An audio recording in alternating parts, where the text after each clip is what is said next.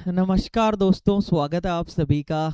और आज हम बात करने वाले हैं एक बहुत ही इम्पोर्टेंट, जो आपको सामने नज़र आ रहा होगा पॉइंट, टॉप 50 एमसीक्यू जो ओपीएस ओल्ड पेंशन स्कीम से रिलेटेड है। जो मांग जारी है लगातार, जो एनपीएस में आने वाले कर्मचारी हैं वो डिमांड कर रहे हैं कि ओपीएस में लेके आओ। तो ये किस चिड़िया का नाम है ओपीएस, कैसे ये इतनी शानदार है, क्यों कर्मचारी इसके अंदर आना चाह रहे हैं और कर्मचारियों की और क्या डिमांड है, ये सारी बातें एकदम खुल के इस सेशन में करने वाले हैं।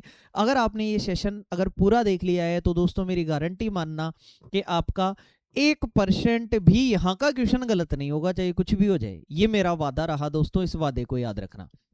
अब देखिए दोस्तों, कुल मिला के ये एक ऑथेंटिक चैनल है और रेलवे डिपार्टमेंटल एग्जाम्स की प्रिपरेशन इस चैनल पर कराई जाती है।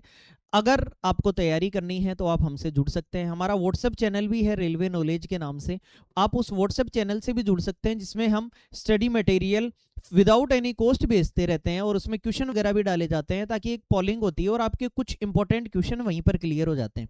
तो स्वागत है दोस्तों आपका रेलवे नॉलेज चैनल पर। मैं हूं आरवी सर और जल्दी से स्टार्ट करते हैं सेशन को। ओल्ड पेंशन स्कीम, क्यों सभी कर्मचारी ओल्ड पेंशन की तरफ बढ़ते हुए नजर आते हैं, क्यों सभी कर्मचारी डिमांड करते हैं कि हमें न्यू पेंशन की जगह ओपीएस में रख दो, और 2024 में जो यूपीएस यूनिफाइड पेंशन स्कीम लाई गई वो क्या कहती है, इनके बारे में विस्तार से चर्चा करेंगे। एमसीक्यू के थ्रू जानेंगे और आप जानते हैं 50 एमसीक्यू अगर हमने लिए हैं तो 200 से 300 क्वेश्चन आपके कवर करा दूंगा यहां से। बस आप निश्चिंत होके देखते रहिए। अगर आपने लाइक नहीं किया है तो लाइक करके शुरुआत करिए, शेयर कर दो, आपके जितने भी ग्रुप हैं उनमें स्टेटस लगाना चाहो तो स्टेटस लगा लो। ये मेरा चैनल नहीं है, ये आपका चैनल है, ये हमारी फैमिली है, हमारा परिवार है और हम सब मिलकर यहाँ पर अपने नॉलेज को वर्धन कर रहे हैं और प्रिपरेशन को 4 चांद लगाने वाला काम करेंगे। अगर आपको स्टडी मटेरियल चाहिए तो contact for study material for railway departmental exam, LDC या प्रमोशनल कोटे की कोई भी एग्जाम हो, एओएम, एडब्ल्यू, एएसटी, एसीएम, एएमई, किसी भी प्रकार की कोई एग्जाम हो, किसी भी एक प्रकार की, उस एग्जाम की प्रिपरेशन यहाँ कराई जाती है। Success is the result of hard work, dedication and Perseverance. कुल मिला के ये हमारा व्हाट्सएप नंबर है। आप इस नंबर पर आप व्हाट्सएप कर सकते हैं अपना नाम, अपनी डेजिग्नेशन और आपको किस एग्जाम का स्टडी मटेरियल चाहिए, आप ऐसा लिखकर भेजिए, फिर हमारी टीम आपको रिप्लाई करेगी। और रेलवे डिपार्टमेंटल एग्जाम्स में सुनहरा मौका रहता है, जिस मौके के थ्रू आप अच्छे पदों पर जाकर और खुद की एक प्रकार से रेस्पेक्ट को, ऑनर को बढ़ा सकते हैं। ठीक है दोस्तों, स्टार्ट करते हैं बिना देरी करते हुए। आइए सीधा सीधा क्वेश्चन पर अटैक करते हैं दोस्तों। पहला क्वेश्चन हमारा ये रहा, ओपीएस किस तारीख से पहले नियुक्त कर्मचारियों पर लागू होता है? किस तारीख से पहले के कर्मचारियों पर ओपीएस नियुक्त होता है? तो 1/1/2004 से पहले के जितने भी कर्मचारी हैं वो ओपीएस के अंदर होंगे। ओपीएस का मतलब हो गया ओल्ड पेंशन स्कीम। अब सर ये ओल्ड पेंशन स्कीम और ये स्कीम है क्या ऐसी? तो एक प्रकार से आप यहाँ ये सुन सकते हैं कि कोई भी आदमी अगर किसी डिपार्टमेंट में अगर नौकरी करता है तो उसकी मैक्सिमम एज रिटायरमेंट की अधिवर्षिता पर, सुपर एन्युएशन पर उसकी रिटायरमेंट की एज है 60 साल, 60 ईयर्स। 60 साल का जब वो हो जाएगा उसकी जन्म दिनांक के हिसाब से, तो 60 साल का होने पर उसको रेल सेवा से एक प्रकार से रिटायरमेंट दे दिया जाएगा। और रिटायरमेंट दे दिया जाएगा तो उसे पेंशन के रूप में एक राशि मिलनी चाहिए, ताकि आगे का जीवन वो खुद का और खुद के परिवार का अच्छे से व्यतीत कर सके। और अच्छे से व्यतीत कर सके दोस्तों, तो इसलिए सरकार उसे पेंशन के रूप में एक राशि देती है। अब देखो, अब तक उसकी 60 साल तक सैलरी किससे बन रही होगी? उसकी बेसिक पे से बन रही होगी, प्लस में उसको डीए महंगाई भत्ता मिल रहा होगा, प्लस में उसको एचआरए मिल रहा होगा और प्लस में उसको टीपी ट्रांसपोर्ट अलाउंस मिल रहा होगा। ये हर महीने की सैलरी में जुड़ता है। अगर आप ट्रेवल करते हैं तो टीए जुड़ेगा, वरना नहीं जुड़ेगा, लेकिन ये तो जुड़ेंगे जुड़ेंगे। तो अब बताइए, जब कर्मचारी रिटायर हो गया तो ये ऑफिस आने जाने के लिए पैसा मिलता है, ये ऑफिस आप नहीं जाओगे तो ये नहीं मिलेगा। ये आपको एचआरए रहने के लिए मिलता है, तो आप अपने घर पर रहोगे, जहां ड्यूटी है वहां नहीं रहोगे तो ये भी नहीं मिलेगा। तो एक प्रकार से आपको लास्ट में बेसिक और डीए के अकॉर्डिंग देखा जाता है। तो अंतिम जो आपका बेसिक है उसका 50% बेसिक ले लिया जाता है और प्लस में महंगाई भत्ता दे दिया जाता है। तो एक प्रकार से लास्ट विड्रॉ अमाउंट का 50% प्लस में डी, जिसमें ना तो कर्मचारी ने कभी कोई कंट्रीब्यूशन किया था, ना सरकार ने, सीधी सरकार गारंटी देती है कि तुम्हें ये पैसा मिलेगा, मतलब मिलेगा मिलेगा मिलेगा। और अगर तुम्हारी एज और आप लास्ट में इस पेंशन पर लोन भी ले सकते हैं, इसके 40% तक आप लोन ले सकते हैं, क्योंकि 60 साल की उम्र के बाद में बैंक भी लोन देना बंद कर देते हैं कि आदमी चुकाएगा कैसे। इसलिए रिटायरमेंट के समय जितनी पेंशन बन रही है उसका 40% तक आप लोन ले सकते हैं, और पेंशन लोन बोलते हैं इसे, कम्यूटेशन बोलते हैं। 40% मैक्सिमम है, मैक्सिमम तक आप लोन ले सकते हैं, जिसे 15 साल तक, 15 ईयर्स तक चुकाया जाएगा। मतलब जब आप 75 साल के होगे तब तक चुकाया जाएगा। अगर इन केस आपकी डेथ हो जाती है तो आपकी फैमिली को 1 रुपया भी चुकाने की जरूरत नहीं है, चाहे दूसरे दिन ही हो जाए, ऐसा ना हो। लेकिन हम सिचुएशन की बात कर रहे हैं तो आपकी फैमिली को 1 रुपया भी नहीं चुकाया जाएगा, और 15 साल में पूरी वसूली करने के बाद आपको फुल पेंशन मिलने लग जाएगी, फुल पेंशन। ये तरीका है दोस्तों। तो अगर आपको फुल पेंशन मिलने लग गई और फिर आप 80 साल के हो गए, तो 80 साल के हो गए तो 80 ईयर के होते ही आपकी पेंशन को 20% बढ़ाया जाएगा। सर ये पेंशन किसको? ओनली बेसिक को। आपका जो बेसिक पे था ना उसको 20% बढ़ाया जाएगा। फिर आप मान लो 85 साल के हो गए तो इसको 30% बढ़ाया जाएगा। फिर आप 90 साल के हो गए तो इसको 40% बढ़ाया जाएगा। अगर आपने 95 साल की उम्र पाली तो 50% आपके बेसिक पे को बढ़ाया जाएगा। और अगर आपने 100 साल का सेंचुरी मार दी, अगर 100 साल का आंकड़ा छू लिया, तो इसका मतलब फिर 100% बेसिक, जितनी बेसिक है किसी आदमी की, अगर 30,000 बेसिक है तो 30,000 और जुड़ के 60,000 पे डीए मिलेगा। ध्यान रखना इन सब पे बाद में डीए मिलेगा, डियरनेस अलाउंस। बोलो क्लियर? ये ओल्ड पेंशन स्कीम थी, सरकारी गारंटी, इसमें ना तो कर्मचारी ने कोई कंट्रीब्यूशन किया, केवल सरकार सीधी गारंटी देती है। लेकिन इसका भार सरकारी खजाने पर बहुत ज्यादा पड़ता है। आप कितने दिन जीवोगे, लेकिन आप तो काम तो कर नहीं रहे, सरकार आपको पैसा दे रही है, इसलिए सरकारी खजाने पर इसका भार पड़ता था। तो ये वाली स्कीम 1/1/2004 से पहले तक के कर्मचारियों के लिए चली, इससे पहले वाले कर्मचारियों के लिए। फिर सरकार ने, गवर्नमेंट ने ये भांप लिया कि यार ये मामला तो गड़बड़ करेगा, जितना पैसा रिवेन्यू हो रहा है उसका एक मुश्त बहुत बड़ा पैसा पेंशन के रूप में जा रहा है, और वो कर्मचारी बाद में काम भी नहीं कर रहा। लेकिन कर्मचारी को भी सेफ्टी चाहिए, सिक्योरिटी चाहिए, तो फिर क्या करें? और अगर इस कर्मचारी की डेथ हो गई मान लो ओल्ड पेंशन स्कीम में आने वाले की, तो फिर इसकी फैमिली को फैमिली पेंशन मिलेगी। इसकी फैमिली को, मान लो कर्मचारी की डेथ हो गई तो कर्मचारी की अगर वाइफ है और अगर बच्चे हैं तो वो तो रोड पे आ जाएंगे। तो फिर कितनी शानदार व्यवस्था थी कि उसको फैमिली पेंशन मिलेगी, और शुरुआती 7 साल तक 30% मिलेगी उसकी बेसिक का, 30%, प्लस में इन्हें डीए नहीं मिलेगा, डीआर मिलेगा, डियरनेस रिलीफ, महंगाई से रिलीफ। डीए तो साल में 2 बार बढ़ता रहता है, कर्मचारी खुद जिंदा है तो 2 बार बढ़ता रहेगा, लेकिन यहां और मिनिमम कम से कम इससे कम नहीं मिलेगा, तो मिनिमम 9,000 प्लस डीआर, ये तो मिलेगा ही मिलेगा। तो आज की डेट में ये है 7th पे कमीशन के अकॉर्डिंग। अब तो 8th पे कमीशन का समय आ गया, लेकिन हम 2016 से बात कर रहे हैं कि कम से कम 12-13 हजार रुपए ये तो मिलेंगे ही मिलेंगे। डीआर जोड़ के आज की डेट में अगर बात करें तो 13,000 के लगभग। तो बताइए इतना तो उसकी फैमिली को मतलब जिस कर्मचारी की डेथ हुई है उसकी विधवा जो वाइफ है उसको मिलेगा ये पैसा। और अगर बच्चों को दे रहे हो आप, मान लो वाइफ भी खत्म हो गई और बच्चों को दे रहे हो, तो बच्चे जब तक डिपेंडेंट है तब तक मिलेगा। जैसे लड़का नौकरी लग गया तो नहीं मिलेगा, अगर बच्ची की शादी कर दी है तो भी नहीं मिलेगा, क्योंकि फिर तो डिपेंडेंसी दूसरे पर हो गई, तो आपको कैसे पैसा दिया जाए। तो मतलब एलिजिबिलिटी के अकॉर्डिंग डिपेंडेंट्स को मिलेगा, और जो वाइफ है, स्पाउस है, उसको जिंदगी भर मिलेगा, ताउम्र मिलेगा फैमिली पेंशन। बोलो क्लियर? फैमिली पेंशन पहली बार कब आई? 1964 में आई, 1 जनवरी 1964। तब से ये सारे पेंशन के जो ये रूल हैं, ये कौन से रूल हैं? सीसीएस 1972 के रूल है, सेंट्रल सिविल सर्विसेज रूल 1972, और ये पेंशन रूल्स है, पेंशन रूल्स 1972 के पेंशन रूल है, उनके तहत ये सारी कार्रवाई हो रही है। बताओ दोस्तों, बोर्ड भर दिया पूरा, इससे क्या ज्यादा क्या जानकारी लेना चाहते हो आप? अगर मजा आ रहा है तो लाइक करके आओ। अब देखिए यहां पर हमने सारी चीजें, सारी बातें कर ली। अब सर सरकार को जो बोझ है वो नजर तो आ रहा था, लेकिन इसका अल्टरनेट ऑप्शन क्या देखा जाए, तो सरकार एक नई स्कीम लेके आई और उसको एनपीएस बोला। जैसे ये ओल्ड पेंशन स्कीम थी, ऐसे ही 2004 में 1 जनवरी 2004 से आगे के जितने भी सरकारी कर्मचारी थे सेंट्रल गवर्नमेंट के, फिर राज्य सरकारों ने भी इसको माना, तो सेंट्रल गवर्नमेंट के जितने भी कर्मचारी थे उनको न्यू पेंशन स्कीम दिया गया। इसका वर्तमान में सरकार ने नाम चेंज करके नेशनल पेंशन सिस्टम कर दिया। फिर सुन लेना दोस्तों, ये बहुत इंपॉर्टेंट बात बता रहा हूं। मतलब न्यू पेंशन, यहां से इसको इरेज कर रहा हूं दोस्तों, आपने पूरा एक बार ध्यान से पढ़ लिया होगा।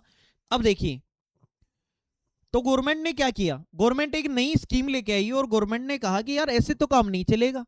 न्यू पेंशन स्कीम लेके आई जिसका आजकल नाम क्या कर दिया, नेशनल पेंशन सिस्टम कर दिया। और ये नई स्कीम जो लेके आई, ये 1/1/2004 के बाद के कर्मचारी हैं, इस तारीख से या इसके बाद के कर्मचारी सारे ये एनपीएस में। और सरकार ने कहा कि हर महीने जो सैलरी बनेगी, और अभी मैंने थोड़ी देर पहले सैलरी बताई थी कि बेसिक पे प्लस में डीए प्लस में एचआरए प्लस में टीपी, इससे सैलरी बनती है किसी भी कर्मचारी की। तो सरकार ने ये कहा कि एचआरए टीपी तो छोड़ो, आने जाने के लिए चाहिए, एचआरए उसके रहने के लिए चाहिए, ये उसकी असली सैलरी बन रही है, इसका 10% जमा कराओ, कर्मचारी का काट ही लो तुरंत ही और शेयर मार्केट में लगा दो। मतलब हर महीने की सैलरी जो आएगी उसका 10%, कर्मचारी को 90% ही सैलरी दो, 90% ही, 10% उसका कहां जमा करा दो, कॉर्पस फंड में। एनपीएस के 2 टायर होते हैं, टायर 1 और टायर 2, जिसमें अपनी इच्छा से पैसा जमा करा सके। एनपीएस को डिटेल में कभी जानेंगे, लेकिन एक बार अभी फटाफट बता देता हूं। 10% कर्मचारी, और गवर्नमेंट ने कहा क्यों चिंता करते हो, 14% हम डालेंगे, और साथ में ये पैसा 24% जाके और शेयर मार्केट में लग जाता था, और शेयर मार्केट के अकॉर्डिंग आपको मिल जाता था। लास्ट में इसका 60% तो आप निकाल सकते हो और 40% की आपकी पेंशन बन जाती थी। लेकिन जब कर्मचारी रिटायर होने लगे तब पता लगा कि यार ये तो 3-4 हजार रुपए बन रही है, कई लोगों की तो 5-7 हजार रुपए बन रही है। और इसमें अगर आपके साथ कोई दुर्घटना घट गई तो एक साथ सारा पैसा मिल जाएगा, फैमिली पेंशन का कोई स्कीम नहीं है, तो ये तो सर मारे गए, सरकारी कर्मचारी की तो यहां एक प्रकार से दुर्दशा हो जाएगी आने वाले टाइम में। तो फिर सरकार ने 2024 में यू टर्न लिया और 2024 में कहा कि हम ओपीएस पे तो वापस नहीं आ सकते सर जी, ओल्ड पेंशन पर तो वापस नहीं आएंगे, सरकार का खजाना खाली हो जाएगा, विकास कहां से करेंगे, देश वहीं की वहीं रह जाएगा, इकोनॉमी बूस्टअप नहीं हो पाएगी। तो फिर कहा कि ऐसा करो, यूपीएस ले आते हैं, यूनिफाइड पेंशन स्कीम ले आते हैं। और ये यूनिफाइड पेंशन स्कीम में कहा कि कर्मचारी का तो 10% कटता ही रहेगा, लेकिन गवर्नमेंट 18% देगी, अब 18%, और ये इकट्ठा होता रहेगा, और इकट्ठा होता रहेगा, और मिनिमम गारंटी दे दी 10,000 रुपए की प्लस में डीए की, और फैमिली पेंशन वाली सी भी थोड़ा सा। तो एक प्रकार से यूपीएस जो है ये मिश्रण है इन दोनों का, कर्मचारी पर भी ज्यादा बोझ नहीं पड़ता, बाहर नहीं आता, और गवर्नमेंट पर भी ज्यादा बाहर नहीं आता। तो ये तो बहुत बेहतरीन चीज थी, लेकिन इसमें भी काफी खामियां हैं। इसमें कह दिया कि जैसे ओपीएस में, जो ओपीएस था उसमें सेवानिवृत्ति के लिए कम से कम 20 साल सर्विस होनी चाहिए, तब फुल पेंशन मिलेगी। कम से कम 10 साल की नौकरी पर पेंशन मांगने के लिए आ सकते हो, ना पेंशन का रुपया ही नहीं मिलेगा। 10 से 20 के बीच में आपके प्रोपोर्शनेट कितने साल आपने नौकरी की है उसके अकॉर्डिंग 20 साल कम से कम नौकरी की है तो फिर फुल पेंशन मिलेगी। तो एक प्रकार से ओपीएस भी, ओपीएस में तो सरकार ने मना कर दिया, लेकिन एक नया रास्ता निकाला, लेकिन ये अभी तक लोगों को पसंद आ नहीं रहा है दोस्तों, बहुत कम लोगों ने इसको चूज किया है। तो सरकार ने 25 साल रिटायरमेंट की उम्र की, 25 साल के बाद में फुल पेंशन देंगे, लेकिन हाल ही में गजट नोटिफिकेशन में चेंज करके इसको 20 साल कर दिया। पहले भी 20 साल थी ओपीएस में, तो कुछ चेंजमेंट सरकार कर रही है ताकि कर्मचारियों को लुभा सके। तो दोस्तों एक सवाल के अंदर ही हमारा बहुत सारा समय चला गया, लेकिन बेहतरीन तरीके से पढ़ेंगे, गर्दा उड़ा देंगे शानदार तरीके से। तो चलिए दोस्तों लाइक करिए और आगे बढ़ते हैं। पहला सवाल, ओपीएस किस तारीख से पहले नियुक्त कर्मचारियों पर लागू होता है, तो 2004। आपसे कोई पूछे कि पेंशन नाम ही कब से चला, तो 1957 से पेंशन का नाम चला था। इससे पहले एसआरपीएफ और कई चीजें थी 1947 के लगभग, लेकिन एक्चुअल में पेंशन 1957 से कर्मचारियों को पेंशन का नाम चला था। हाँ जी सर, दूसरे सवाल की तरफ बढ़ते हैं। ओपीएस किस नियम के अंतर्गत संचालित होती है, OPS is governed under which rule, तो which rule, CCS conduct rule, CCS leave rule, FR and SR, CCS pension rule 1972। अब सर ये सीसीएस क्या है, इसको देख लेते हैं एक बार। तो ये सीसीएस क्या है दोस्तों, ये सीसीएस क्या है, ये है सेंट्रल सर्विसेज जो स्कीम है, सेंट्रल गवर्नमेंट की जो सर्विसेज है उसकी, बोलो क्लियर, सेंट्रल गवर्नमेंट की जो सर्विसेज स्कीम है, पेंशन रूल्स है 1972, ये ध्यान रखें, वेरी इंपॉर्टेंट है, ठीक है। इसके अलावा आगे ओपीएस में पेंशन किस आधार पर निर्धारित होती है, तो कम से कम कितने साल की नौकरी होनी चाहिए, 10 साल की, तब तो अगर 10 साल से कम आपकी नौकरी है, इधर कह रहा हूं मैं 10 साल से कम नौकरी है तो कोई पेंशन ही नहीं मिलेगी दोस्तों। अगर 10 साल से कम नौकरी है तो कोई पेंशन नहीं मिलेगी। अगर 10 से 20 साल के बीच में है तो अनुपातिक रूप से मिलेगी, प्रोपोर्शनेट। फॉर्मूला बना हुआ है, वो फॉर्मूला हम आपको अवेलेबल करा देंगे, उस फॉर्मूले के अकॉर्डिंग आपको पेंशन मिलेगी। और अगर 20 साल से ऊपर की आपकी नौकरी है, इसका मतलब अब आपको फुल पेंशन मिलेगी। सर ये फुल पेंशन होती कितनी है? तो आपका लास्ट ड्रॉन बेसिक पे है, ड्रॉन यानी अंतिम निकाला गया, आपको लास्ट में ड्रॉन बेसिक पे जो है उसका 50%, उसका 50%, और प्लस में डीए जो महंगाई भत्ता जो हर साल 2 बार बढ़ता है, सीपीआई इंडेक्स को देख के, कंज्यूमर प्राइस इंडेक्स की चीजों में महंगाई कितनी बढ़ रही है, महंगाई को देखकर 2 बार बढ़ता है, 1 जनवरी और 1 जुलाई। तो एक प्रकार से अंतिम बेसिक पे का 50%। एग्जाम्पल से आप समझ लो, जैसे मान लो अंतिम आखिरी सैलरी किसी कर्मचारी ने 50,000 रुपए उठाई, प्लस में डीए उठाया, तो अब उस कर्मचारी को जो पेंशन मिलेगी 60 साल की, अगर ओपीएस में आता है और 60 साल की उम्र के बाद रिटायर हुआ है, 20 साल से ऊपर की नौकरी है, तो फुल पेंशन का हकदार है। मतलब इसको आधा कर दो, 25,000 और 25,000 पर डीए लगा दो, ये उसकी पेंशन बन जाएगी सर। डीए जितना परसेंट होगा 25,000 पर लगा दो। ये तो बेहतरीन चीज थी, सिक्योरिटी की इतनी शानदार चीज थी, इसीलिए सरकारी कर्मचारियों की वाह वाह हुआ करती थी, उनका घर चला कर रखता था, एक सम्मान से जीवन जी पाते थे, उनको एक इतनी एक मुश्त राशि मिल जाती थी। मिनिमम पेंशन जो है ये 9,000 रुपए थी कर्मचारी के लिए। कर्मचारी को भी कम से कम किसी ग्रेड पे में हो 9,000 से कम नहीं मिलेगी, प्लस में डीए। और मैक्सिमम यूनिफॉर्मिटी लाने के लिए 1,25,000 प्लस डीए, ये मैक्सिमम है। अगर मैक्सिमम पेंशन की कोई बात करें ना, कि ज्यादा से ज्यादा, ऐसे तो कई लोग जो स्पोर्ट्स से होते हैं उनके कई इंक्रीमेंट लग लगा के और बेसिक पे बहुत ज्यादा चली गई। मान लो किसी आदमी की बेसिक पे 2,60,000 है बेसिक पे, अगर किसी आदमी की 2,60,000 अगर बेसिक पे है तो उसका 50%, ये देखो अभी लिखा मैंने कितना, 50% ऑफ लास्ट बेसिक पे, तो 50% उसको मिलेगा, तो उसका आधा कितना हुआ, 1,30,000। अब वो तो 1,30,000 प्लस डीए मांगने लग जाएगा, इससे सरकारी खजाना खाली हो जाएगा। तो इसलिए मैक्सिमम कहा गया कि साहब ये तो नहीं मिलेगी, मैक्सिमम लिमिट है 1,25 प्लस डीए मिल जाएगा। सारे कॉन्सेप्ट दोस्तों इतने बेहतरीन क्लियर कर दूंगा, इतने शानदार कि आपके दिमाग में आप 5 बार सोचोगे कि सर जी वास्तव में कमाल कर दिया, मजा आ गया। तो यहां 1,30,000 नहीं मिलेगी, फिर मैक्सिमम है 1,25 प्लस डीए मिल जाएगा। यहां कहना चाह रहा है कि ओपीएस में पेंशन किस आधार पर निर्धारित होती है, एवरेज पे ऑफ लास्ट 10 ईयर, नहीं ऐसा तो नहीं है। लास्ट ड्रॉन बेसिक पे, टोटल पीएफ में कितना पैसा, ओपीएस के अंदर पीएफ में, जीपीएफ में खुद कटाता है कर्मचारी, लेकिन वो कंट्रीब्यूशन नहीं है और ना सरकार का, मार्केट रिटर्न ये तो एनपीएस में। तो एक प्रकार से अंतिम बेसिक पे, आखिरी बेसिक पे उसको जो मिली है उसका 50% प्लस डीए मिलता है, ये कहना चाह रहे हैं सवाल। हाँ जी सर। ओपीएस के अंतर्गत पूर्ण पेंशन कितने परसेंट होती है, पूरी पेंशन कितने परसेंट होती है, तो 50% होती है बेसिक पे की, प्लस में डीए दे देना।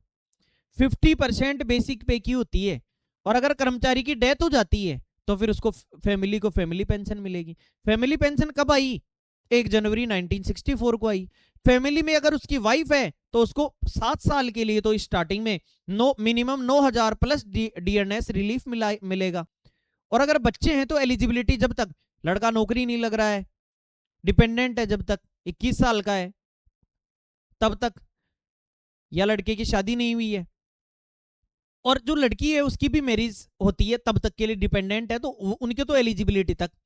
और अगर वाइफ है तो वाइफ जब तक जिएगी तब तक उसको मिलेगा, लेकिन 7 साल बाद में इनहेंसमेंट कर देते हैं और 50% कर देते हैं कर्मचारी का भी। तो एक प्रकार से बेहतरीन तरीका, ये फैमिली की सिक्योरिटी भी बहुत गजब थी, बहुत सारे परिवारों के लिए जरूरी है। ओपीएस में न्यूनतम कितनी सेवा पर पेंशन मिलती है, कम से कम 10 साल की नौकरी सर करनी पड़ेगी, वरना नहीं मिलेगा कुछ भी। पेंशन के आप हकदार ही नहीं है। ओल्ड पेंशन स्कीम ये कहती है कि 10 साल नौकरी की हो। अरे हम अगर आपको पेंशन दे रहे हैं ताउम्र 10 साल भी आपने नौकरी नहीं की तो आप तो उस डिपार्टमेंट पर बोझ बन गए। तो 10 साल तो नौकरी करनी ही पड़ेगी, और फुल पेंशन लेनी है तो 20 साल नौकरी करके जाओ। हाँ जी सर। नेक्स्ट, ओपीएस में कौन सा प्रोविडेंट फंड लागू होता है, तो जीपीएफ 6%, कम से कम 6%, 6% से ज्यादा कर्मचारी खुद जमा करा सकता है पैसा जीपीएफ के अंदर। इस पैसे को निकाल भी सकता है अगर वो मकान बना रहा है, हाउस कंस्ट्रक्शन कर रहा है, तो भी इस पैसे को निकाल सकता है। मेडिकल इमरजेंसी है तो भी इस पैसे को निकाल सकता है। बच्चों की एजुकेशन के लिए पैसा चाहिए तो भी पैसे को निकाल सकता है। और अगर मैरिज करनी है, बच्चों की शादी करनी है, तो भी इस पैसे को निकाल सकता है। और रिटायरमेंट पर पूरा पैसा आपको वापस आपका दे दिया जाएगा सर। और वर्तमान में इस जीपीएफ के पैसे के अंदर जो पैसे कटाते हैं कर्मचारी, इस पर 7.1% की इंटरेस्ट रेट दे रही है। 2014 से पहले ये जो इस पर आपको ब्याज मिलता था जीपीएफ के पैसे पर, एफडी का ब्याज भी नहीं होता इतना, 7.1%, ये पहले ज्यादा था और भी। तो 7.1% वर्तमान में 2020 से ये स्थिर बनी हुई है रेट। 7.1% ब्याज मिलता था, ये टैक्स फ्री होता था। लेकिन 2014 के बाद में जो गवर्नमेंट आई, उस गवर्नमेंट ने इसमें चेंजमेंट किया और बोला आपका जीपीएफ का पैसा रहने दो, इस पर जो इंटरेस्ट मिलता है ना, वो तो टैक्स में काउंट होगा सर जी, उस पर टैक्स लिया जाने लग गया। तो धीरे धीरे पूंजीवादी होती जा रही है गवर्नमेंट भी, कि ब्याज पर तो टैक्स देना ही पड़ेगा, एक्चुअल चीज पर, इंटरेस्ट पर तो टैक्स देना ही पड़ेगा। तो ये जीपीएफ, जनरल प्रोविडेंट फंड, ये है। देखो ओपीएस में कर्मचारी ज्यादा खुश इसलिए होता था, एनपीएस में तो 10% कंट्रीब्यूशन दे दिया कर्मचारी का। अब सरकार सोच रही है कि ये जो लत लग गई है ना, इसको तुड़वाओ मत, वरना बहुत भारी पड़ जाएगा। इसलिए यूपीएस में 10% कंट्रीब्यूशन को चालू रखा। और ओपीएस में आपने कुछ नहीं दिया, बस सरकार ने गारंटी दे दी आपको पेंशन की, कि सरकार संभालेगी आपको और आपके परिवार को। हाँ जी सर, ओपीएस में सरकार द्वारा पीएफ में योगदान होता है या नहीं होता? कोई कंट्रीब्यूशन नहीं होता, कोई कंट्रीब्यूशन। आप कहेंगे यस इक्वल कंट्रीब्यूशन, नहीं, ऐसा कुछ नहीं है। एनपीएस में भी कर्मचारी का 10% होता है और सरकार का 14% होता है। और यूपीएस में कर्मचारी का 10% और गवर्नमेंट करिए हम 18% योगदान देंगे। यस फिक्स्ड परसेंटेज, कोई परसेंटेज नहीं है। ओनली डीए कंट्रीब्यूशन, अरे एक प्रकार से हर महीने ये पीएफ योगदान होता है, पीएफ में कुछ नहीं आता, वो तो बाद में पेंशन पर बनता है। तो यहां कंफ्यूज नहीं होना, कोई कंट्रीब्यूशन नहीं है सरकार का। हाँ जी, ओपीएस में डीए, डियरनेस अलाउंस किस पर लागू होता है? तो ओपीएस में जो डीए है वो किस पर लगेगा? Only basic pay, only gratuity, total basic pension, commuted portion only. तो कम्यूटेड तो ये तो आपने लोन लिया है, इस पर थोड़ी लगेगा, केवल आपकी बेसिक पे पर डीए मिलेगा। मतलब लास्ट ड्रोन बेसिक पे का 50%, तो अब पेंशन में ये बेसिक पे बन गया और इस पर डीए मिल जाएगा आपको। और अगर आप 80 साल के हो गए तो ये जो बेसिक पे है पूरा नहीं बढ़ेगा, ये बेसिक पे 20% बढ़ जाएगा। 85 के हो गए तो 30% बढ़ा दो जो बेसिक पे है उसको। अगर 90 के हो गए तो 40% बढ़ा दो। 95 साल जी लिए आप तो 50% बढ़ा दो। और सर 100 साल की उम्र पार कर गए तो सरकार सोचती है कि 100% बढ़ा दो। क्यों बढ़ाती है सरकार? एक तो महंगाई के कारण, एक हेल्थ कंडीशन के कारण, कई प्रकार की सिचुएशन होती है जिनमें कर्मचारी को पैसे की ज्यादा जरूरत होती है, तो इसलिए इतने परसेंट। मतलब 100 साल अगर आप जियोगे ना, तो जितनी बेसिक है, किसी कर्मचारी के 30,000 पर अगर मान लो डीए मिल रहा था, तो अब 60,000 पर डीए मिलेगा। आ रहा है क्या समझ में? थोड़ा बहुत दिमाग लगाओ, ठीक है। चलिए आगे बढ़ते हैं। हाँ जी सर, ओपीएस में न्यूनतम पेंशन कितनी मिलती है सर? 9,000 रुपए। सर ये 9,000 तो कर्मचारी को भी 9,000 प्लस डीए मिलेगा और मिनिमम फैमिली पेंशन भी 9,000 प्लस डीआर है। और ये मैक्सिमम कितनी है सर? ये मैक्सिमम है 1,25,000। ठीक है, ये ध्यान रखें। ओपीएस में अधिकतम पेंशन कितनी हो सकती है? 1,25,000। मिनिमम कितनी हो सकती है? 9,000। अगर फैमिली पेंशन है तो मिनिमम 7 साल तक 9,000 प्लस डीआर मिलेगा। ये 30% है, एक प्रकार से मान लो 30% मिलता है प्लस डीआर, लेकिन मिनिमम ये है। और 7 साल हो गए तो कर्मचारी का 50% प्लस डीआर मिलेगा। फैमिली पेंशन, फैमिली में अगर उसकी स्पाउस है, वाइफ है, तो वाइफ को जिंदगी भर मिलेगा। और अगर किड्स हैं, चिल्ड्रन हैं, तो उनको एलिजिबिलिटी के हिसाब से, अगर वो डिपेंडेंट है तब तक मिलेंगे। ठीक है, इस प्रकार से। ओपीएस में पेंशन आजीवन मिलती है या नहीं? क्या कोई उम्र का पड़ाव है? अरे यहाँ तो आजीवन क्या, बढ़ती जा रही है धीरे धीरे, 100 साल। तो 100 साल तक की गणना की गई है। Is pension under OPS payable for life? बिल्कुल यस। 80 साल तक नहीं, 80 तक ही कैसे, हम 80 पर तो 20% बढ़ जाती है, 85 पर 30% बढ़ जाती है। यस या नो? तो यस, हमेशा आजीवनता उम्र आपको पेंशन मिलती रहेगी, गुजारा चलता रहेगा। ओपीएस में कितनी पेंशन कम्यूटेशन की जा सकती? कम्यूटेशन का मतलब 60 साल बाद कोई बैंक तो आपको लोन देगा नहीं, तो लास्ट में एंड टाइम पर आप कितना पेंशन लोन ले सकते हैं? तो अपनी पेंशन का 40% तक मैक्सिमम है, ये ध्यान रखना। कई लोग 30% लेते हैं, कई 20 लेते हैं, कई 25 लेते हैं, और कई लोग मैक्सिमम ले लेते हैं ताकि एक साथ पैसा लेके जाएं और कोई ना कोई बिजनेस या फैमिली प्लानिंग कर सके। तो इस प्रकार से मैक्सिमम 40% तक ले सकते हो। इसे आपको 15 सालों में चुकाना होता है, आपकी पेंशन में से ये पैसा कटता जाता है। जैसे किसी आदमी की 30,000 पेंशन बन रही है, तो अगला 8,000 की किस्त बना दी उसने, तो 22 ही आएगी, लेकिन ये 15 सालों में गवर्नमेंट कवर करेगी। जब वो आदमी 75 साल का हो जाएगा, उसके बाद में कंप्लीटली पेंशन, फुल पेंशन मिलने लग जाएगी। इसलिए लगभग कर्मचारी क्या करते हैं, जो ओपीएस में आते हैं, वो ले लेते हैं कम्यूटेशन, कि पैसा काम तो आएगा ना कम से कम, तो इसलिए। और ठीक ठाक इंटरेस्ट रेट पे मिलता है, ज्यादा भारी भी नहीं पड़ता, इसलिए ले ही लेते हैं। तो बताइए ओपीएस में कितने % कम्यूटेशन कर सकते हैं? 40% आप पेंशन कम्यूटेशन कर सकते हैं। बोलो क्लियर? 40% पैसा पेंशन लोन ले सकते हैं। कम्यूटेड पेंशन कितने सालों बाद रीस्टोर हो जाती है? तो 15 साल, 15 सालों में। और इस बीच अगर कर्मचारी की डेथ हो गई तो फैमिली को कुछ नहीं चुकाना पड़ेगा। आ रहा है समझ में? अगर कर्मचारी की डेथ हो गई तो फैमिली को 1 रुपया भी नहीं चुकाना पड़ेगा, ये भी इसकी अच्छी बात है। ग्रेचुइटी की वर्तमान अधिकतम सीमा क्या है सर? ग्रेचुइटी क्या है? ग्रेचुइटी एक सम्मान, एक ऑनर है कि आपने उस डिपार्टमेंट में अगर पूरी जिंदगी नौकरी की है तो आपको कोई सम्मान राशि मिलनी चाहिए, एक साथ एक मुश्त पैसा। और ये ग्रेचुइटी आपको मिलती है बिल्कुल। और ये ग्रेचुइटी 2024 में जब डीए 50% हुआ था, तब तक तो ये 20 लाख थी, लेकिन वर्तमान में जैसे ही डीए 50% को क्रॉस किया, जैसे ही डीए ने 50% को क्रॉस किया, सारे भत्ते ग्रेचुइटी ये सारे 25% बढ़ गए। तो इसका 25% यानी 5/4 से गुणा कर दो, 25 लाख हो गई वर्तमान में। लेकिन ये 25 लाख क्या है? ये सर मैक्सिमम है, जो आपको मैक्सिमम 25 लाख। तो सर मिलेगी कितनी? फिर मिलेगी आपकी सर्विस ईयर्स के अकॉर्डिंग 16.5 महीने की तनख्वाह, अंतिम बेसिक प्लस डीए का, लास्ट वाला बेसिक प्लस डीए और 16.5 महीने क्या बेसिक प्लस डीए का पैसा जोड़ लो सर, सीधा सीधा मैं बता दूं, गणित तो ऐसे लगा देंगे। तो आखिरी आपने बेसिक और जो डीए लिया है उसको 16.5 महीने से गुणा कर दो, 16.5 महीने की सैलरी जोड़ दो, यही आपकी ग्रेजुएटी बनेगी। लेकिन अगर अधिकारियों की इनकी कई बार सैलरी ज्यादा हो जाती है, स्पोर्ट्स कोटे वालों की ज्यादा सैलरी हो जाती है, कोई ओनर मिला है तो सैलरी ज्यादा हो जाती है, तो फिर मैक्सिमम ऐसे नहीं है कि सरकारी खजाना है तो लुटा ही देंगे, मैक्सिमम 25 लाख ही मिल सकता है सर, इससे ज्यादा नहीं मिलेगा, चाहे कितने बड़े तोप हो आप। ठीक है, तो यहां पर कह रहा है कि ग्रेजुएटी की मैक्सिमम लिमिट क्या है? तो मैक्सिमम वर्तमान में 25 लाख है। भूल मत जाना, 20 लाख से कंफ्यूजन हो सकता है, ये पहले 20 लाख ही था जब डीए 50% हुआ तब तक।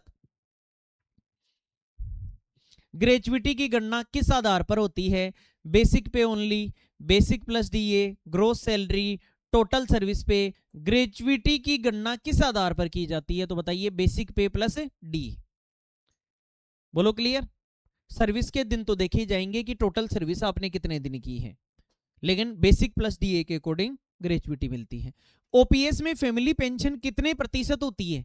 तो स्टार्टिंग में 7 साल तक, 7 साल का मतलब कर्मचारी अगर रिटायर कुछ भी हुआ है 7 साल या 67 ईयर्स की उम्र तक, एक प्रकार से ये 30% मिलेगा कर्मचारी को, प्लस में डीआर मिलेगा, डीएनएस रिलीफ, डीए हट जाता है और डीआर आ जाता है।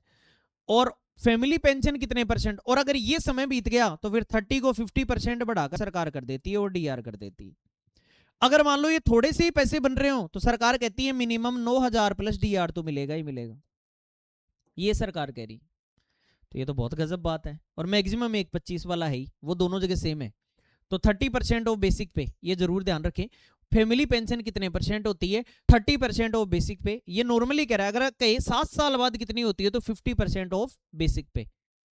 फैमिली पेंशन की बात कर रहा हूं, जो कर्मचारी की लास्ट थी उसकी 50%।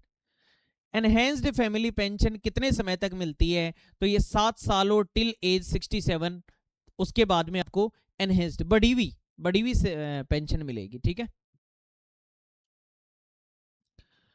एज वाइज एडिशनल पेंशन किस उम्र से शुरू होती है?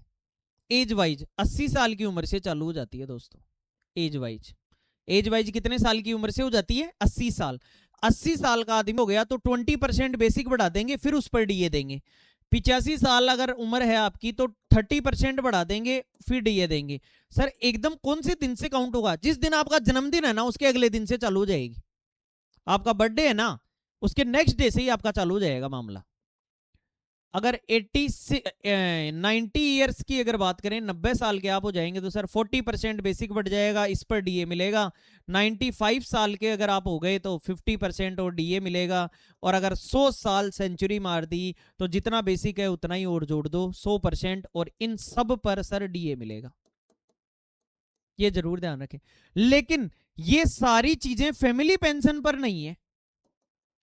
कर्मचारी की अगर डेथ हो गई और उसकी फैमिली अगर इस उम्र को छूती है तो ये चीजें फैमिली पेंशन के लिए नहीं है, ये कर्मचारी के लिए है केवल। देखा ना रूल के अंदर रूल कैसे आ रहा है? तो ये एक प्रकार से आप समझिए इस बात को कि ये कर्मचारी की फैमिली के लिए नहीं है, कर्मचारी के लिए है ये बेनिफिट। तो बताइए एज वाइज एडिशनल पेंशन कब से चालू होती है? 80 साल की उम्र से चालू होती है। 80 तक तो इंतजार करना पड़ेगा।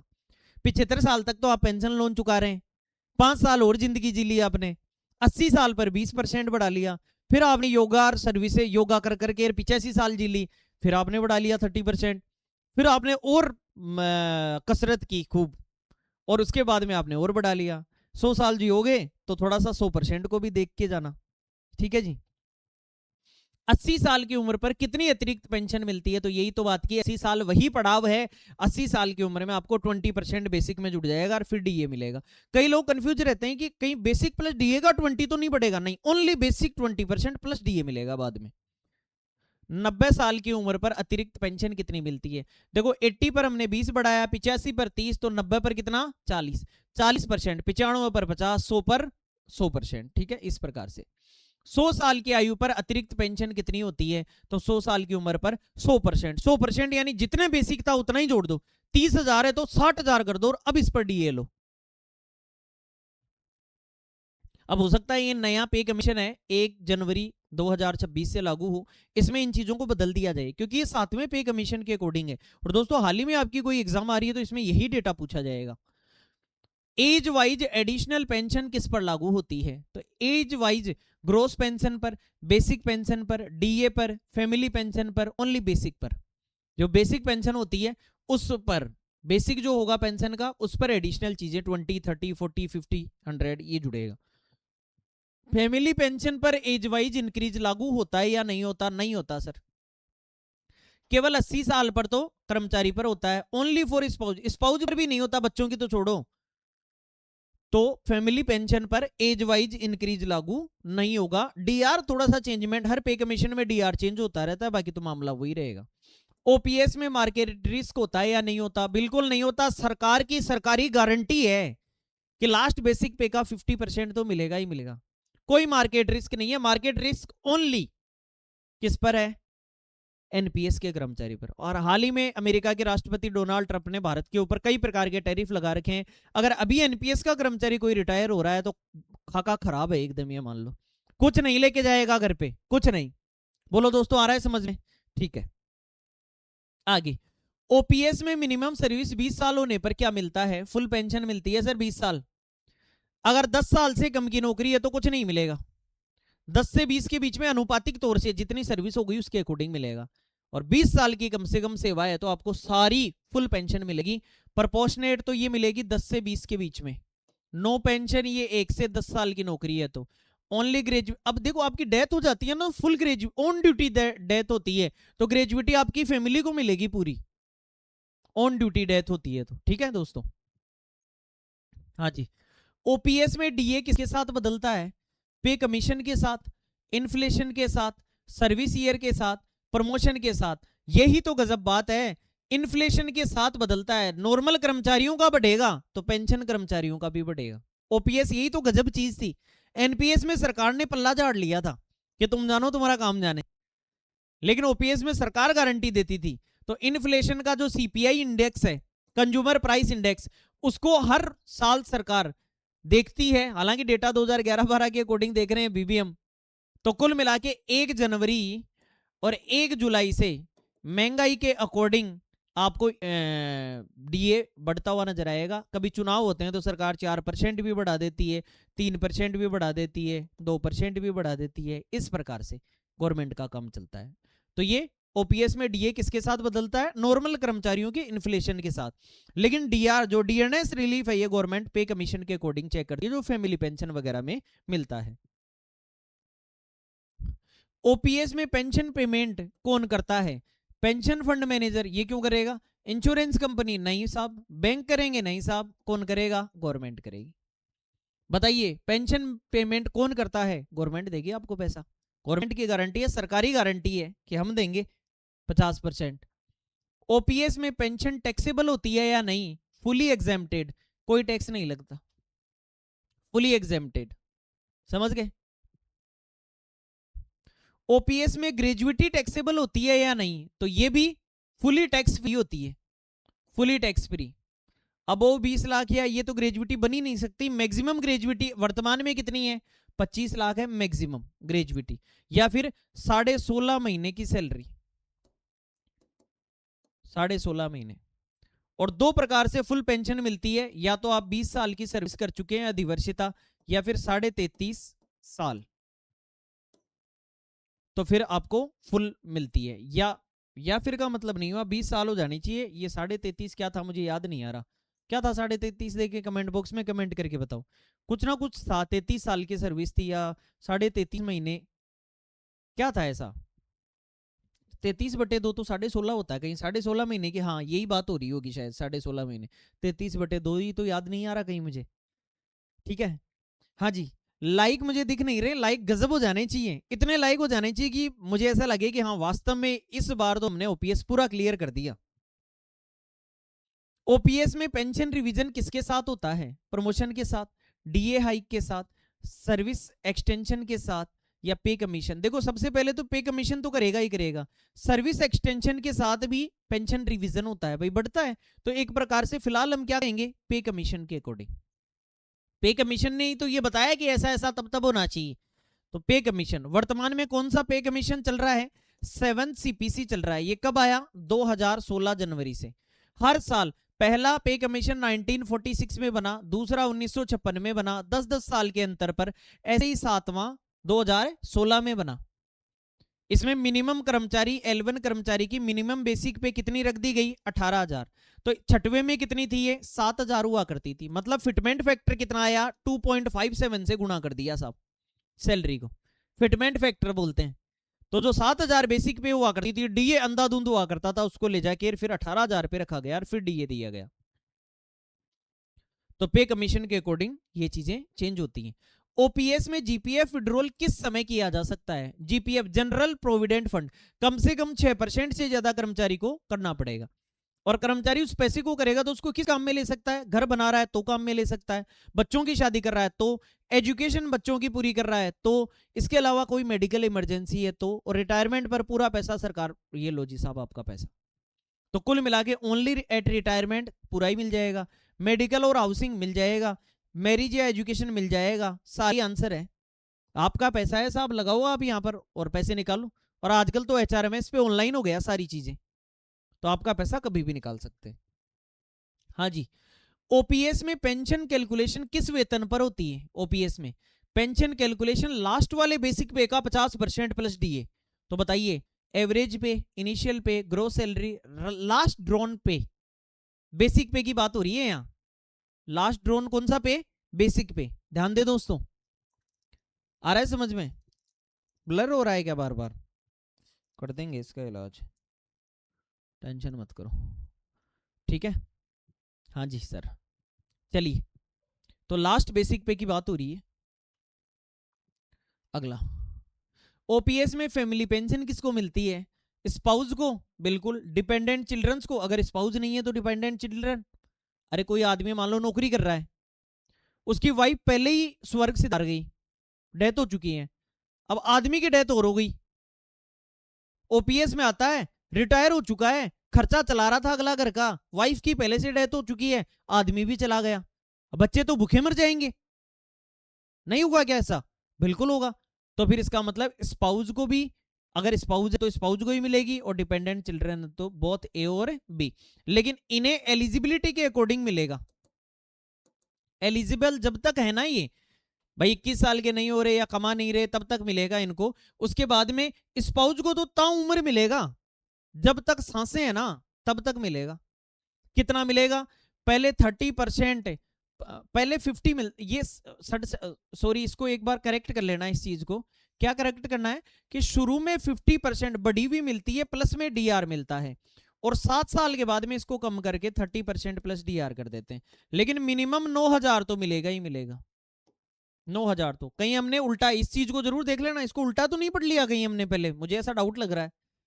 भाई स्टार्टिंग में तो आपको पूरा मिलेगा 50% प्लस डीए कर्मचारी का, लेकिन उसके बाद में 7 साल बाद बाहर पड़ता रहता है सरकार पे, तो इसको कम करके 30% प्लस डीआर कर दिया जाता है। ऐसा याद आ रहा है मुझे, ठीक है ना? ओके जी, मजा आ रहा है ना? ओपीएस में मैक्सिमम ग्रेजुएटी कैप क्यों लगाया जाता है? क्यों भाई 25 लाख मैक्सिमम क्यों देंगे? ताकि सब में इक्वलिटी आ सके, कोई खास नहीं हो और सरकारी खजाने पर भार नहीं पड़े, इसलिए मैक्सिमम ग्रेजुएटी कैप लगाया जाता है। कितना है? 25 लाख। और डीए जब 50% नहीं था, उससे पहले 20 लाख था। तो एक्सपेंडिचर, खर्चे को कंट्रोल करने के लिए, यूनिफॉर्मिटी इंश्योर करने के लिए कि एक जैसी चीजें हो रही हैं, as per rules all of the above, ये सारे ही आंसर हो जाएंगे, ठीक है ना? हाँ जी। ओपीएस में डीए किस आधार पर बढ़ता है? सीपीआई, कंज्यूमर प्राइस इंडेक्स, इसी को कहते हैं। 1 जनवरी और 1 जुलाई दोनों को बढ़ता है सर। कितना बढ़ता है? ये गवर्नमेंट के नॉर्म्स पर डिपेंड है, सीपीआई के डेटा का जो स्ट्रक्चर है उसके अकॉर्डिंग बढ़ता है डीए। अभी वर्तमान में 1 जनवरी है ना, तो 1 जनवरी से बढ़ जाएगा, महीने 2 महीने में कैलकुलेशन होगी और फिर एरियर मिल जाएगा आपको। ओपीएस में पेंशन रिस्टोरेशन कब होती है? तो 15 साल बाद, जब आप 75 साल के, भाई 60 साल पर आप रिटायर हुए सुपरएन्युएशन पर, वॉलेंट्री रिटायरमेंट भी ले सकते हैं आप, ध्यान रखना। तो 15 साल बाद, आप 75 कोई जरूरी नहीं है। किसी आदमी ने मान लो 25 साल सर्विस कर ली और अब वो 30 साल की उम्र में नौकरी लगा था, अब वो 55 का है, वो कह रहा बहुत कर ली यार नौकरी, अब चलते हैं घर पे, तो अगला आराम से आएगा घर पे। तो आप तो 75 रटते रह जाओगे। 75 नहीं, 15 साल रटो। 75 तो उसके लिए कह रहे हैं जो 60 साल पर आया है, लेकिन 15 साल का पेंशन लोन होता है, ये जरूर ध्यान रखें। तो जो 55 में आ गया वो 70 पे फ्री हो जाएगा। ओपीएस में पेंशन लाइफ टाइम क्यों मानी जाती है? फंड बेस्ड है, मार्केट लिंक है, इंश्योरेंस है, गवर्नमेंट की गारंटी है। गवर्नमेंट कहां जाएगी? जो गवर्नमेंट होगी वो देगी, तो इसलिए गवर्नमेंट की गारंटी, इसलिए लाइफ टाइम मानी जाती है। ता उम्र और बढ़ती हो जाएगी। कर्मचारी अगर जिंदा है तो खुद रेलवे कर्मचारी है, सेंट्रल गवर्नमेंट कर्मचारी है, 80 साल का है 20%, 85 का है 30%, 90 का है 40%, 95 का है 50%, 100 साल जियो आप 100% बेसिक पे और जुड़ के, और फिर डीए मिलेगा। और फैमिली अगर आपकी स्पाउस हैं उनको ताउम्र मिलेगा, लेकिन 7 साल तो 50% प्लस डीआर, और उसके बाद में कम करके 30% प्लस, ताकि सरकारी खजाने पर भार ना हो। और डिपेंडेंट बच्चों को भी मिल सकता है अगर माता नहीं है तो। ओपीएस में पेंशन सस्पेंशन कब हो सकता है? मतलब पेंशन बंद कब हो सकती है? तो आप कहेंगे सर ऐसा भी हो सकता है क्या? ओपीएस में पेंशन भी बंद हो सकती है क्या? बिल्कुल साहब, पेंशन बंद हो सकती है अगर आपने कोई मिसकंडक्ट किया है, अगर कोर्ट का कोई ऑर्डर आ गया कि बंद करो इस आदमी की पेंशन, अगर कोई कन्विक्शन आरोप लगे हैं, ऑल ऑफ द अबव, इस प्रकार से इन सारे केसों में आपकी पेंशन सस्पेंड की जा सकती है, हालांकि बाद में वापस बहाल की जा सकती है। आपको पता है एसएफ स्टैंडर्ड फॉर्म नंबर 13 और रूल नंबर 13-14 क्या कहता है? रिटायरमेंट कर्मचारी के ऊपर कार्रवाई करने के लिए स्टैंडर्ड फॉर्म जारी किए जाते हैं, गजेटेड ऑफिसर और रिटायर्ड कर्मचारी के लिए। तो इस बात का जरूर ध्यान रखें। ओपीएस में डीए पेंशन में शामिल होता है या अलग होता है? इंक्लूडेड इन बेसिक, ओपीएस में DA separate component, separate component होता है। क्यों? क्योंकि बेसिक जो है उसका उसमें मिला हुआ नहीं होता, उसका मिलता है हर 6 महीने में, ये बढ़ती जाती है तो आपको उसका पेंशन भी बढ़ती जाएगी। तो सेपरेट कंपोनेंट है, सीपीआई इंडेक्स के अकॉर्डिंग बढ़ता रहता है, लेकिन बेसिक के ऊपर डिपेंड करता है। तो ओपीएस में डीए पेंशन में शामिल होता है या अलग होता है? तो होता तो है पेंशन में, बिल्कुल। इंक्लूडेड इन बेसिक में नहीं होता, बेसिक में नहीं होता, फिक्स्ड नहीं होता, नॉट एप्लीकेबल। सेपरेट कंपोनेंट होता है, लेकिन अगर आपसे कोई पूछे कि पेंशन किससे बनती है, तो पेंशन बनती है बेसिक पे प्लस डीए, ऐसे बनेगी पेंशन। और ये बेसिक पे कितना, उसकी लास्ट वाली सैलरी का 50%, सैलरी का मतलब लास्ट के बेसिक पे का 50% प्लस डीए। तो अगर आपसे ये इंक्लूडेड इन बेसिक, बेसिक में थोड़े इंक्लूड होगा, लेकिन ये तरीका रहता है, ठीक है ना, इस बात का जरूर ध्यान रखें, सेपरेट कंपोनेंट है। ओपीएस का सबसे बड़ा फायदा क्या है साहब, बल्ले बल्ले क्यों होती है, गारंटीड पेंशन है, high PF, market return, tax saving नहीं, सबसे ज्यादा बड़ी बात है गारंटी ले, जो सरकार सत्ता में बैठेगी आपको तो पेंशन देगी, आप तो मस्त रहिए। तो गारंटीड पेंशन है सरकार की। ओपीएस में क्वालिफाइंग सर्विस का अर्थ क्या है, क्वालिफाइंग सर्विस का मतलब साहब 10 साल की भी नौकरी नहीं की है तो कोई पेंशन नहीं, मांग मत लेना पेंशन बिल्कुल भी। और 10 से अगर 20 साल के बीच में नौकरी की है तो अनुपातिक तरीके से जितने साल की सेवा है उसके अकॉर्डिंग फॉर्मूले में डाल के और आपको दे देते हैं। और अगर 20 साल से ऊपर की नौकरी आपने की है तो चाहे वीआरएस ले लो, वॉलंटरी रिटायरमेंट ले लो, या फिर सुपरएन्युएशन पर विभाग कह देगा कि भाई साहब अब तो चले जाओ, 60 साल की उम्र हो गई, अब तो आप हमारे किसी काम के नहीं हो, तो फिर आपको 60 साल पर भेजा जाएगा, तब आपको क्या मिलेगी, फुल पेंशन मिलेगी, फुल पेंशन। अब आप तो मुझे एक चीज बता दो, आपसे मैं खुद सवाल पूछ रहा हूं, मान लो कोई एक्स सर्विसमैन है, फौजी है, और एक्स सर्विसमैन 45 साल के हैं और फौज से रिटायर होके इधर आ गए रेल में, और उन्होंने 60 साल की उम्र तक उन्होंने नौकरी की। अब इनकी नौकरी हुई सर 15 साल की रेल में, बताओ रेल में कितने साल की नौकरी हुई, 15 की। अब बताओ इन्हें प्रोपोर्शनेट पेंशन मिलेगी या फुल पेंशन मिलेगी, गजब सवाल पूछा है, अंदर तक झांक के सवाल दो, आंसर दो इसका। भाई फौजी हैं, 45 साल की उम्र में रेलवे में आए, सुपरएन्युएशन पर रेल अब कह रही है अब हम आपसे नौकरी नहीं करा सकते, 60 साल की उम्र है, अब नौकरी तो 15 साल की हुई, अब क्या करे कर्मचारी, कई बार ये 15 की भी नहीं होती, 5 साल की हुई नौकरी, अब आप तो कह रहे हो कि 10 से कम होने पर पेंशन देंगे नहीं, तो इस आदमी के साथ क्या होगा, कमेंट बॉक्स में कमेंट करो, मैं जानना चाहता हूं। नेक्स्ट, तो ये कर लिया था क्या हमने सवाल। ओपीएस में क्वालिफाइंग सर्विस का अर्थ क्या है, total service, pensionable service, contract service, leave period, total service. Total service कितनी हुई है ध्यान रखना, छुट्टियां काउंट होती है सर्विस में, ध्यान रखना, छुट्टियां हमेशा सर्विस में काउंट होती हैं। अरे कहाँ गए सवाल है, कितने नंबर क्वेश्चन तक कर लिए, तो उड़ गए सारे, 41 तक कर लिए, दोबारा कर लेते हैं अपन।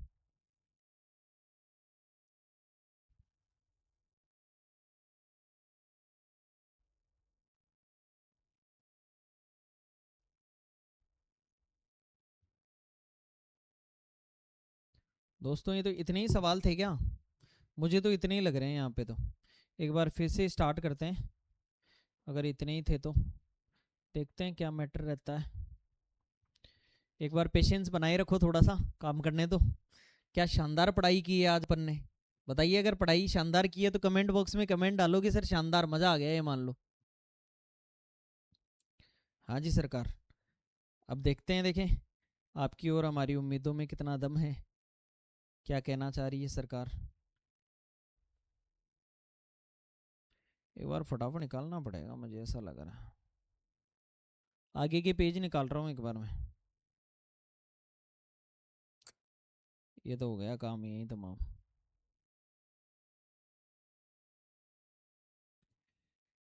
बन नहीं पाएगा दोस्तों काम, फिर से ट्राई कर रहा हूँ, एक बार आखिरी बार प्रयास कर रहे हैं कि आखिरी बार हमारा फिर से हो जाए काम, वरना तो फिर 40 क्वेश्चन पर रोकेंगे, 50 क्वेश्चन का टारगेट था, लेकिन अब क्या करें, ये भी चाह रहे हैं कि इतना बहुत पढ़ा दिया, पूरा नॉलेज दे दिया, पूरा ही देके मानोगे क्या, देख लेते हैं एक बार क्या कहना चाहते हैं, थोड़ा स्लो चलेंगे इस बार, कई बार क्या होता है ये टेक्नोलॉजी का जमाना है और टेक्नोलॉजी थोड़ा सा विश्वासघात कर जाती है।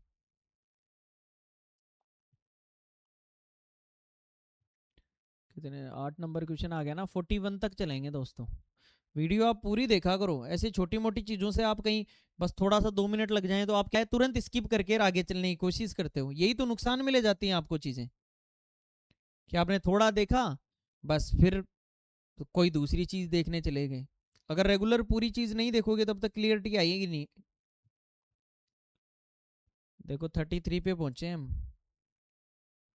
35, 37,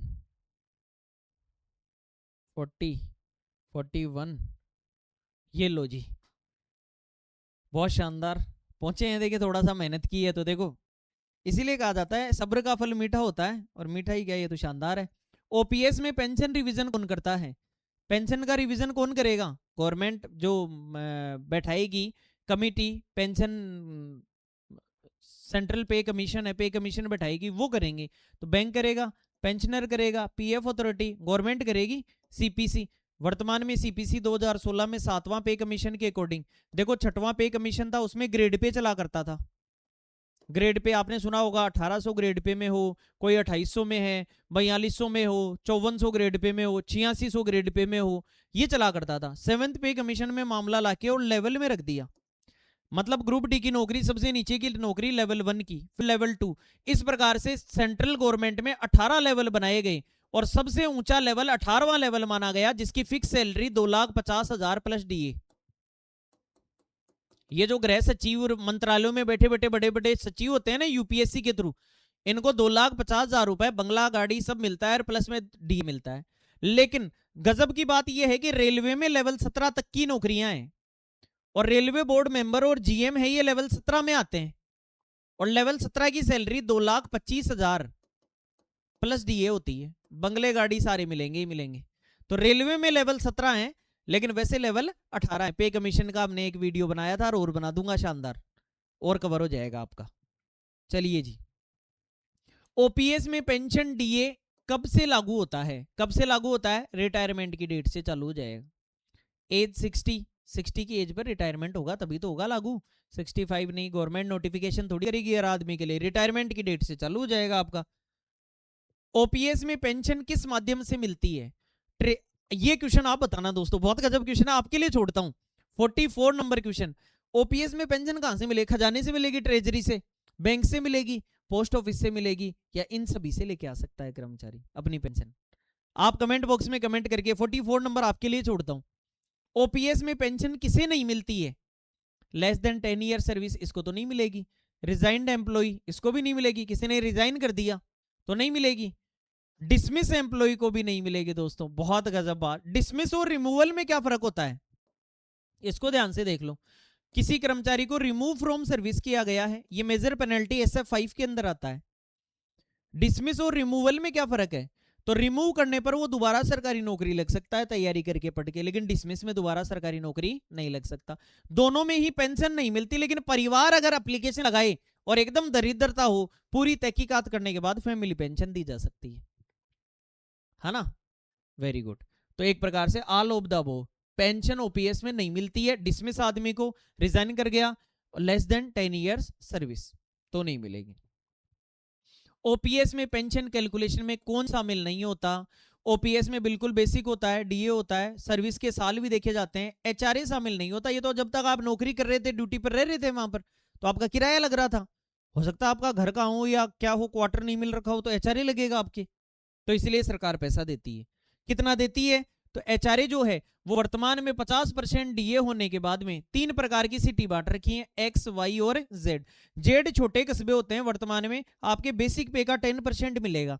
वाई जो जिले होते हैं, जिलों के अंदर वहां 20% मिलेगा आपके बेसिक पे का एचआरए, हाउस रेंट अलाउंस बोलते हैं इसे। और एक्स सिटी के अंदर जो 4 महानगर है, उत्तर, दक्षिण, पूर्व, पश्चिम, दिल्ली, चेन्नई, मुंबई, कोलकाता, इन चारों के अंदर 30% मिलेगा बेसिक पे का। शानदार सैलरी बन जाती है इनके बाद। ओपीएस में एडिशनल पेंशन किस रूल के अंतर्गत आती है? तो यही CCS pension rule, central services जो है, ये पेंशन रूल है ये।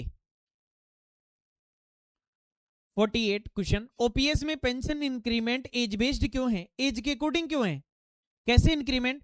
अरे 80 साल के हो गए तो 20% बढ़ गया, 85 पर 30 बढ़ गया, 90 पर 40 बढ़ गया, 95 पर 50% बढ़ गया, 100 साल की उम्र जिली तो 100%। तो ये उम्र पर बेस्ड क्यों है, ऐसा पूछ रहा है सवाल। तो ये उम्र पर बेस्ड इसलिए है क्योंकि एक तो बढ़ती उम्र में जरूरतें बढ़ जाती हैं। जरूरतें यानी आप कहेंगे वो तो एक जगह, कई बार बीमारी हो जाती है, कई बार और भी कई चीजें हो जाती हैं। तो बढ़ती एज में जरूरतें, कई आगे की पीढ़ी और आ गई, उसको पैसे और देने पड़ते हैं कई बार, तो इसलिए हेल्थ एक्सपेंसेस, महंगाई बढ़ जाती है। तो ऑल ऑफ द अबव ये सारे आंसर होंगे। सेकंड लास्ट क्वेश्चन है दोस्तों, जरा गौर फरमाइए ध्यान से। ओपीएस में पेंशन और ग्रेजुइटी का उद्देश्य क्या है? ग्रेजुइटी तो सम्मान मिलता है, पेंशन आपकी सोशल सिक्योरिटी होती है। तो सोशल सिक्योरिटी, रिटायरमेंट सेफ्टी भी होती है, फैमिली प्रोटेक्शन होता है, ऑल ऑफ द अबव ये सारे ओपीएस में है। इसके अलावा रेलवे एम्प्लॉयज के लिए ओपीएस का मुख्य आधार क्या है, कहां से, तो रेलवे एम्प्लॉयज के लिए एनपीएस एक्ट है, लेबर कोड है, रेलवे एक्ट है, CCS pension rule central government के रूल हैं। यही वर्तमान में रेलवे एम्प्लॉयज के ओपीएस का ओल्ड पेंशन स्कीम का मुख्य आधार है। तो दोस्तों ये थी हमारी 50 क्वेश्चन की बेहतरीन गजब से गजब क्लास। ये मान लो मजा आ गया, गर्दा उड़ा दिया आपने, बहुत शानदार भाई, आपने बहुत गजब कर दिया।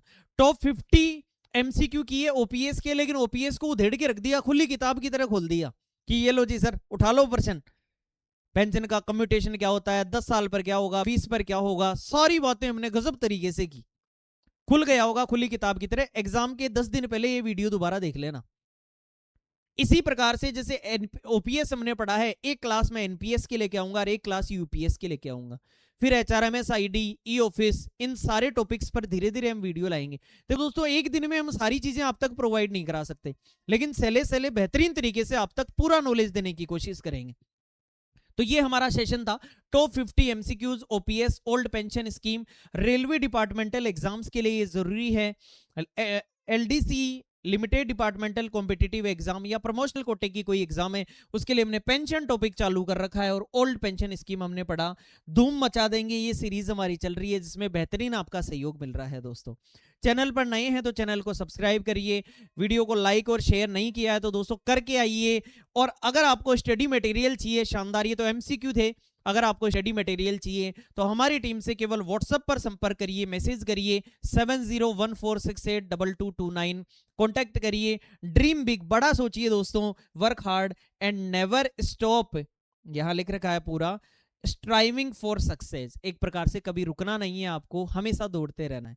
दौड़ रहे हो, दौड़ने में दिक्कत है तो चलने लगो, चलने में दिक्कत है तो धीरे चलो, धीरे चलने में दिक्कत है तो रेंगते हुए चलो, लेकिन दोस्तों आगे बढ़ते रहो। यही जीवन का उसूल है और इसी उसूल के थ्रू आप और हम आगे बढ़ते रहेंगे। फिर मिलेंगे दोस्तों, हंसते रहिए, मुस्कुराते रहिए, अपनी फैमिली का ध्यान रखिए, परिवार, महिलाओं और बच्चों का सम्मान करिए। मैं हूं आरवी सर, विदा लेता हूं। फिर मिलेंगे नई वीडियो, नई ऊर्जा और उमंग के साथ। जय हिंद, जय भारत दोस्तों।